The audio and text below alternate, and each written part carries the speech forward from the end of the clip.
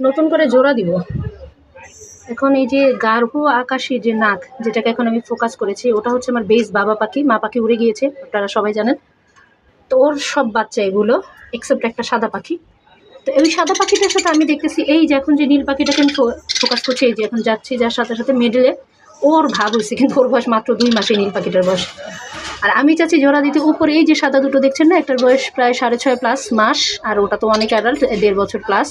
তো আমি চাচ্ছি এই দুটোর জোড়াটা দিতে, কিন্তু ওরা জোড়া না নিয়ে দেখেছি আমি নীলটার সাথে জোড়া নিয়েছি, ওর বয়স মাত্র 2 মাসও হয়নি, সবচেয়ে ছোটোটার লাস্টের আগেরটা আর কি। আর লাস্টেরটা তো এটা, এই যে এখানে গোসল করে যেটা হাঁপাইতেছে আর কি, এটা লাস্টেরটা। 2টা মা পাখি আমি লস্ট করেছি এবার, খুবই দুঃখজনক। যে এখানে যে একটা ডিম দিয়েছিল আপনারা দেখেছেন ভিডিওতে, ও উড়ে গিয়েছে ডিম রেখে হাড়ি থেকে।